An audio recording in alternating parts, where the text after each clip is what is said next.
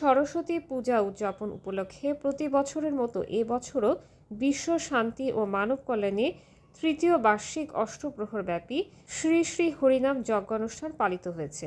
মৌলভীবাজার সদর উপজেলার ৮ নং কনকপুর ইউনিয়নের ৮ নং ওয়ার্ডের দত্ত বিনসনা, বারহাল, ফতেহপুর দালিয়া সহ 4টি গ্রামের সমন্বয়ে প্রতি বছরের মতো 3 দিন ব্যাপী এই অনুষ্ঠানটির আয়োজন করে শ্রীকৃষ্ণ ভক্ত যুব সংঘ। প্রতিমা স্থাপনের মধ্য দিয়ে 3 দিন ব্যাপী এই অনুষ্ঠান মালায় ছিল পূজা অর্চনা, অঞ্জলি প্রদান, গীতা পাঠ, মহাপ্রসাদ বিতরণ, মঙ্গল ঘর স্থাপন, অধিবাস, উষা লগ্ন হতে যজ্ঞানুষ্ঠানের শুভারম্ভ, নগর কীর্তন, ছোটদের শ্লোক, নৃত্য, কবিতা আবৃত্তি, সঙ্গীত পরিবেশন সহ বিভিন্ন প্রতিযোগিতা। এরপর প্রতিযোগিতার মাঝে পুরস্কার বিতরণের আয়োজন করা হয়। এতে ডক্টর গোপাল চন্দ্র দেবের সভাপতিত্বে অনুষ্ঠানে প্রধান অতিথি হিসেবে উপস্থিত ছিলেন যুক্তরাজ্য যুবলীগের সহসভাপতি বিশিষ্ট সমাজসেবক শাহাবুদ্দিন সাবুল, ৮ নং ওয়ার্ড ইউপি সদস্য রাসেল আহমদ, আখিল দাস, শাহী আহমদ, মুজাহিদ আহমদ সহ অন্যান্যরা। অনুষ্ঠানে উপস্থিত বক্তারা সকলেই হিন্দু সম্প্রদায়ের এমন আয়োজনে সবসময় পাশে থেকে সহযোগিতা করবেন বলে আশাবাদ ব্যক্ত করেন। এমন আয়োজন করার মূল কারণ জানতে চাইলে শ্রীকৃষ্ণ ভক্ত যুব সংঘের নেতৃবৃন্দরা জানান, আমাদের এই অনুষ্ঠান হইল গিয়া বিশ্ব শান্তির কল্যাণে। আর আজকের এই যে শ্রী শ্রী সরস্বতী পূজা উদযাপন, আসলে মূলত আমরা যে আজকের যে আয়োজনটা ৫ম আয়োজন, তৃতীয় নামযজ্ঞ অনুষ্ঠান বার্ষিকী। আসলে আমরা এই অনুষ্ঠানটা শুরু হয়েছে সরস্বতী পূজার মাধ্যমে। তারপরে আস্তে আস্তে আমাদের এই কৃষ্ণভক্ত যুব সংঘের এলাকার সহযোগিতায়, সবার কামনায় আজকের এই নামযজ্ঞ অনুষ্ঠান।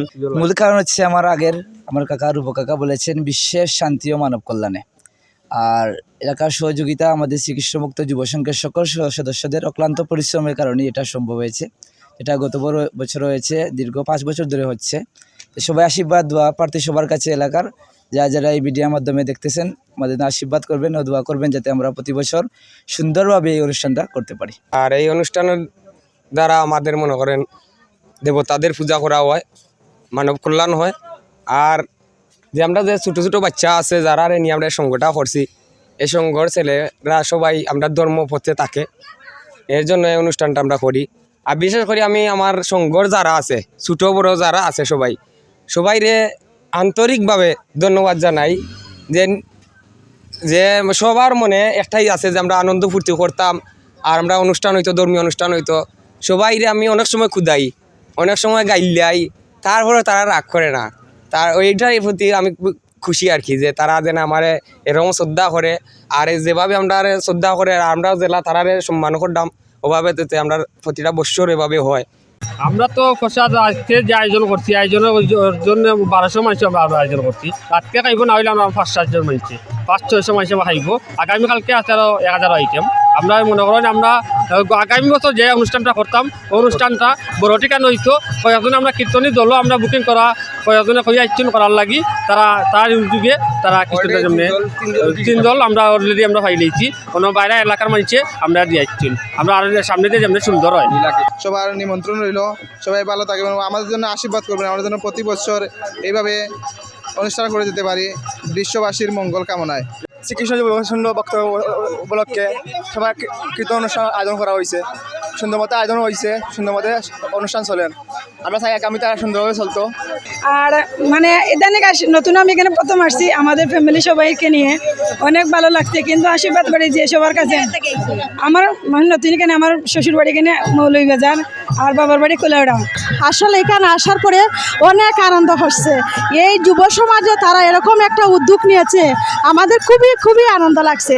আমার ছোটো ছোটো বাচ্চারা যে অনুষ্ঠানটা করছে কত আনন্দ লাগছে। তারা যেন আরও বড় হয়, বছরে বছরে যেন তারা করে, আর এটা কামনা করি।